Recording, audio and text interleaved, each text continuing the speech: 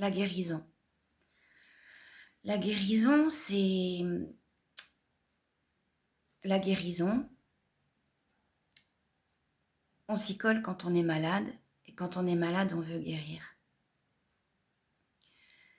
Et en fait, on va faire la différence aujourd'hui entre la guérison, faire un parcours faire le parcours de guérir, et les soins.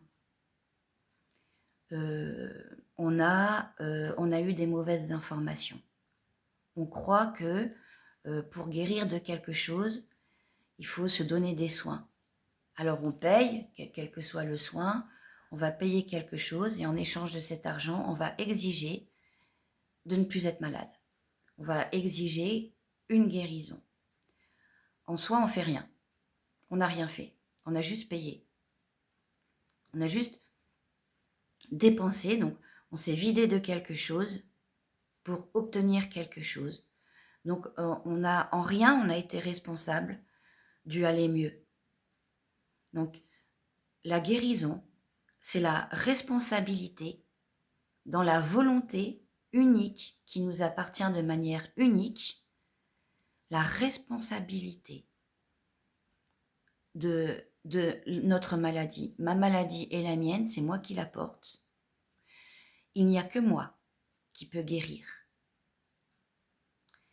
C'est la guérison. Qu'est-ce qui fait de moi, Laura Loretti, une guérisseuse? Je vois le mal. Je vois le mal. J'identifie le mal. Je l'identifie. À quelle place? Je l'identifie avec le vocabulaire, je sais en parler, je sais le voir. Par contre, je ne peux avoir affaire qu'à des personnes qui peuvent guérir, qui veulent guérir et qui ont compris que guérir était un investissement personnel. Ils ont compris que guérir était une responsabilité. On ne peut guérir de rien tant qu'on n'est pas responsable, d'accord, de ce qu'on vit, de ce qu'on porte, de notre maladie. Donc, en un, il y a une prise de responsabilité. Et la prise de responsabilité, c'est oui, cette maladie m'appartient. Et c'est comprendre que oui, j'ai créé cette maladie. Je l'ai créée. Alors vous allez me répondre, oui, mais il y a des maladies héréditaires, tatati tatata. D'accord. On a beaucoup de choses que l'on porte par l'hérédité. D'accord? Au niveau hérédité, il y a ci, il y a ça, il y a ci, il y a ça, il y a des terrains. On porte tous un bagage rempli. Celui qui va en soute, le bagage de 24 kilos, s'il te plaît. On porte tous un bagage rempli d'énormités de futures maladies. C'est juste que notre vie nous appartient et c'est notre vie à nous, nos vibrations à nous, nos fréquences à nous, qui vont faire qu'on va déclencher de la maladie. Il y a l'hérédité, c'est juste, on hérite d'un terrain. Et puis dans la vraie vie, quand tu hérites d'un terrain, qu'est-ce que tu en fais? C'est ça la question.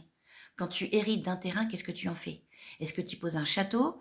Est-ce que tu poses la maison en paille, la maison en bois ou la maison en briques? D'accord?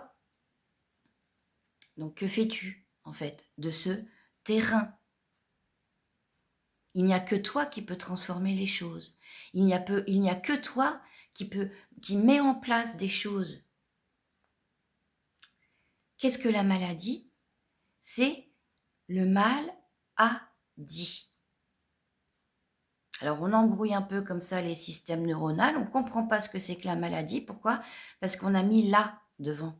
Il faut mettre le devant. On ne dit pas la maladie, du coup on va dire le maladie. Et là déjà quand on parle des choses de cette façon-là, on rentre dans un processus de guérison. Le mal a dit. C'est-à-dire qu'à gauche ou à droite, j'ai mal à l'épaule, j'ai mal au dos, j'ai mal au lobe d'oreille, le mal a dit. Et le mal crie tellement en toi tellement tu ne l'écoutes pas, tellement tu n'écoutes pas tes mots, tellement tu ne t'écoutes pas, tellement tu n'écoutes pas ton corps, tellement tu n'écoutes pas ton cœur, tellement tu n'écoutes pas tes tripes, tellement tu n'écoutes pas ton esprit sain qui se bat pour prendre une place, pour faire taire ton mental. Tant que tu n'écoutes pas, tu occultes. Et après, la vie, c'est comme des couches dans un sandwich.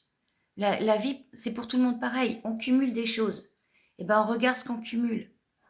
Et ce qu'on cumule, là j'ai du mal, là j'ai du mal, là j'ai du mal, là j'ai du mal, là j'ai du mal, là j'ai du mal, on va créer le maladie. Est-ce que on cumule je veux pas voir, je tourne le dos, je veux pas voir, je tourne le dos, je veux pas voir, je tourne le dos, je veux pas voir, je tourne le dos.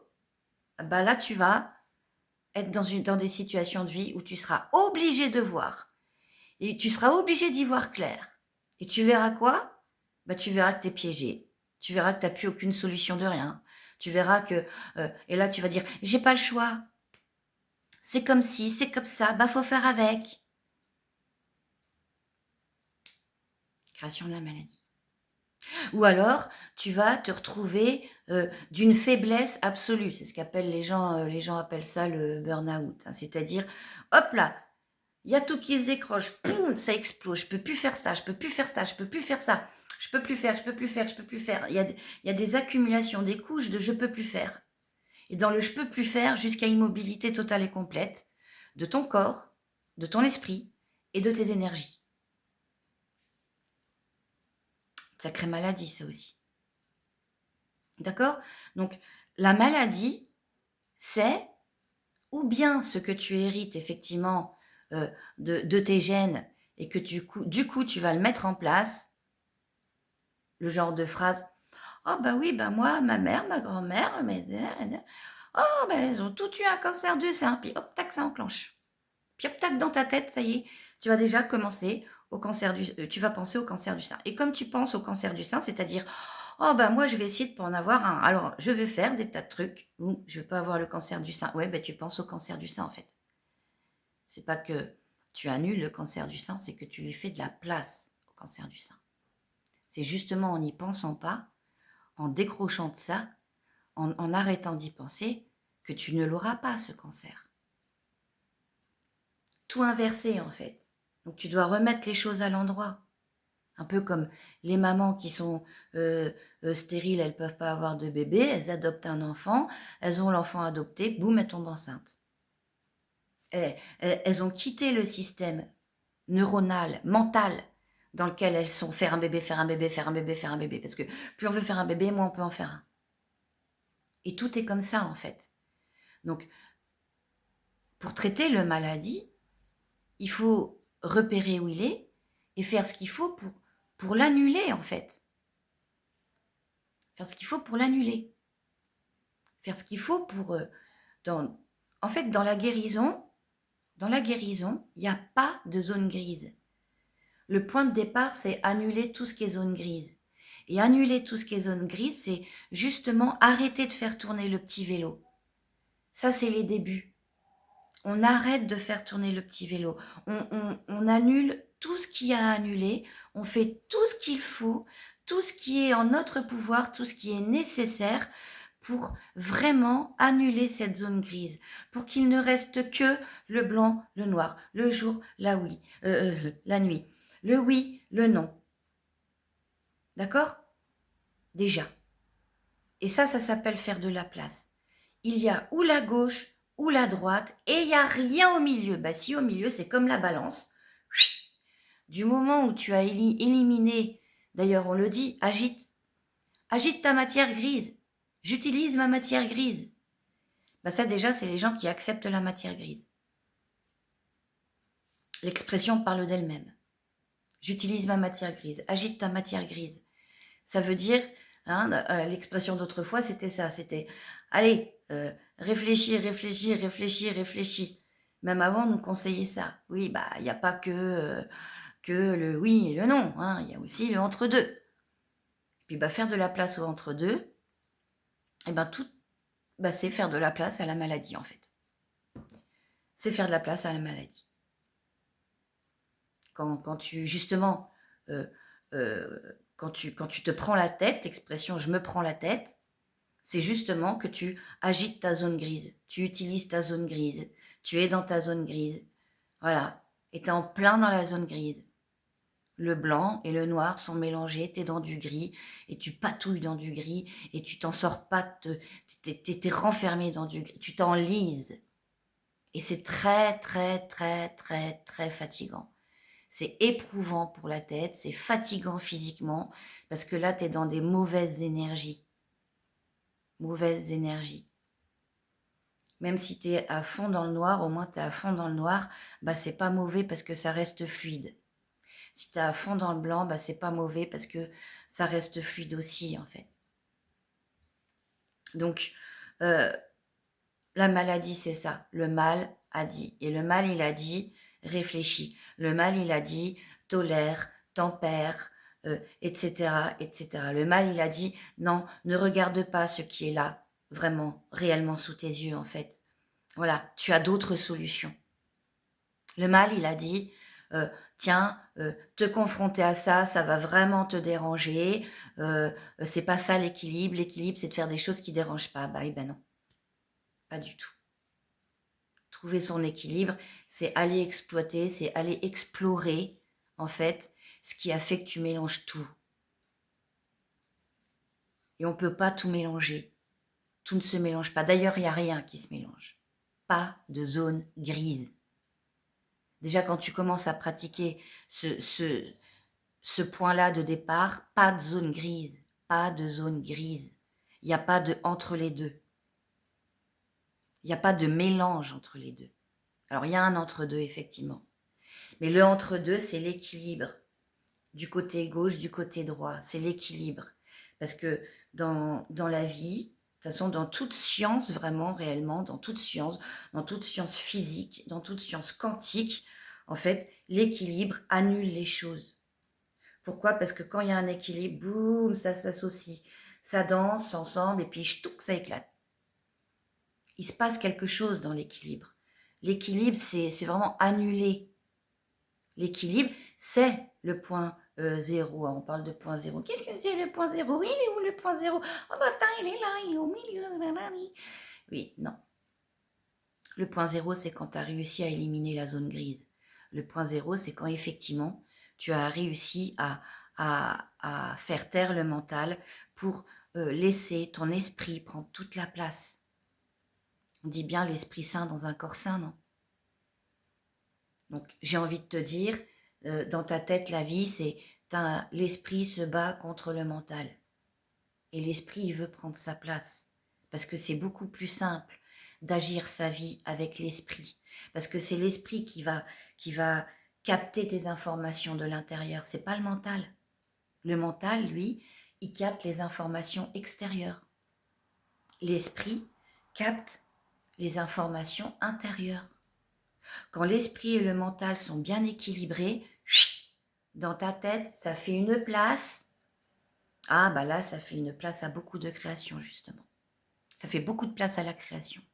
Ça fait beaucoup de place à instaurer et à installer les nouvelles choses que tu veux pour ta vie. Alors, la question se pose, comment est-ce que j'ai fabriqué? Qu'est-ce qui s'est passé en moi quand j'ai fabriqué ce terrain de la maladie? D'accord? J'observe tout ce que j'ai occulté.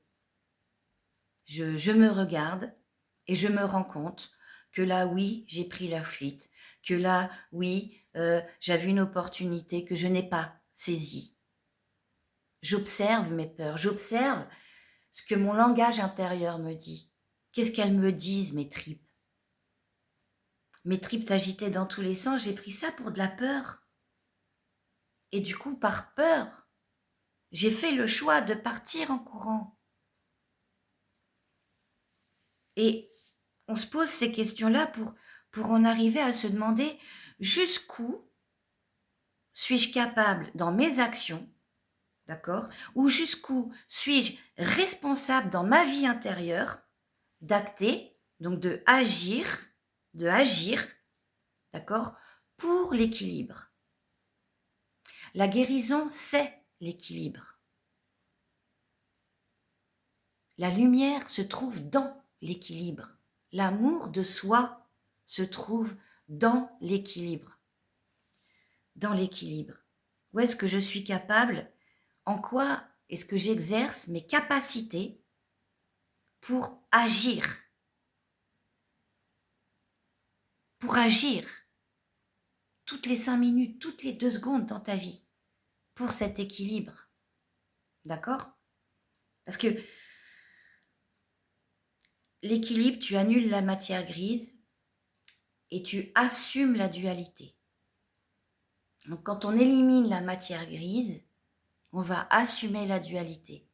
C'est-à-dire, on va avoir un fonctionnement 2D comme ça, très simple, bien ou mal. Pourquoi? Parce qu'on est capable, avec notre Esprit Saint, de prendre les informations de l'intérieur de notre corps. Et notre corps, lui, il nous envoie des messages bien avant qu'on ait le temps de comprendre, qu'on ait le temps de mentaliser, qu'on ait le temps de conscientiser les choses. Alors si on est à l'écoute de son corps, on n'a quasiment plus besoin de conscience. On n'a plus besoin de comprendre les choses.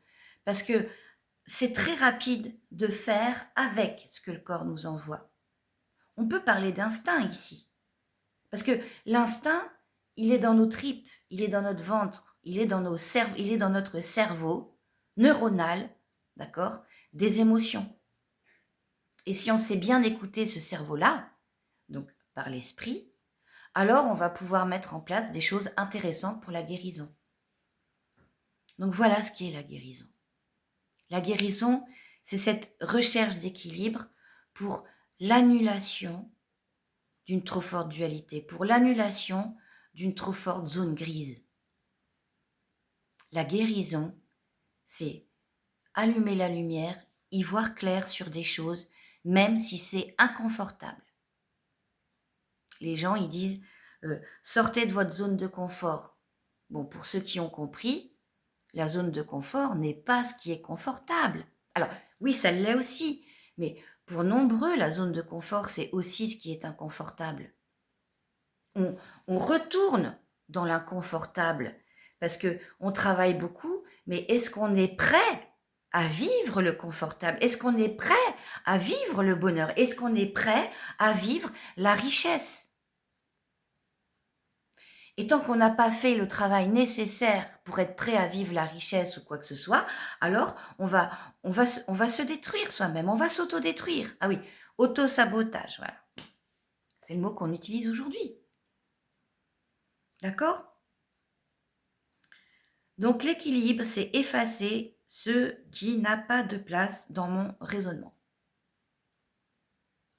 Le raisonnement, encore un mot à double sens. Raisonnement, raisonner, avoir raison, j'ai pas raison, il a raison, elle a raison, il a tort, elle a tort, j'ai raison, elle a tort, tout ça. Le raisonnement, sinon, ça c'est le mot raisonnement utilisé par le mental. Le mot raisonnement utilisé par l'esprit, c'est ce qui vient de l'intérieur, c'est ce qui vient de mes tripes. Qu'est-ce que mes tripes, qu'est-ce que mon bas-ventre m'envoie comme information? C'est ça le vrai raisonnement. Et on doit rester sur ce raisonnement-là pour faire taire le raisonnement mental qui t'emmène toujours ailleurs, qui t'emmène toujours à côté, qui t'emmène toujours dans un autre toi. Un toi qu'on te demande d'être, un toi que le monde extérieur te demande d'être. D'accord? Donc, c'est bien dans l'équilibre qu'on peut effacer tout ça. L'équilibre, c'est le balai. Ça enlève les miettes, ça enlève tout ce qui n'est pas important, ça enlève tout ce qui n'est pas nécessaire et surtout, ça repose la tête. Et puis pour bien réfléchir ou pour bien créer ou pour bien agir, eh bien c'est à tête reposée qu'on peut faire toutes ces choses-là. Ça ne peut pas se faire à tête remplie ou à tête trop active. Si ta tête est un vélo, n'oublie pas d'arrêter de pédaler. Là, il y a un banc, devant une vue. Arrête-toi, assieds-toi sur le banc, regarde la vue. De base, c'est pour ça que tu as pédalé. Tu as sans doute pédalé pour aller quelque part de sympa. D'accord? Donc, par exemple, je veux guérir, c'est comprendre où est-ce que tu t'es fait ta propre guerre, où est-ce que tu t'es auto-censuré, où est-ce que tu ne t'es pas honoré en fait, où est-ce que tu as occulté les informations, où est-ce que la prise d'information t'a emmené complètement en dehors de toi-même et où est-ce que tu as fait trop de place à cette prise d'information. Voilà ce qu'est la guérison. La guérison est une responsabilité intérieure. Voilà. Par exemple, quelqu'un qui veut guérir de son ego. Je me suis rendu compte, ou alors on me dit que, ou alors j'ai comprends que l'ego, faut faire taire l'ego. Compliqué comme affaire, ça c'est très compliqué comme théorie, c'est très compliqué. Je vais vous donner un exemple. Je suis l'ami de quelqu'un. En quoi suis-je responsable de cette amitié qui m'appartient? D'accord? J'ai une personne en face de moi qui veut bien être amie, certes, mais moi, si j'accepte cette amitié, je suis alors responsable de ce que j'engage dans mes actes dans cette amitié. Donc, comment est-ce que j'acte l'amitié? Qu'est-ce que je fais dans cette amitié? Si pour moi, l'amitié, c'est, par exemple, si pour moi, recevoir de l'amitié, c'est me faire respecter, donc ça, c'est ma définition de l'amitié, alors moi, qu'est-ce que j'acte pour respecter l'autre en face? Et là, tu vas avoir des personnes qui vont dire, tiens, je ne suis pas responsable des autres. Je ne suis pas responsable de la vie de mon ami. Bah non, tu n'es pas responsable de sa vie, mais tu es responsable de ton amitié. Comment exerces-tu l'amitié?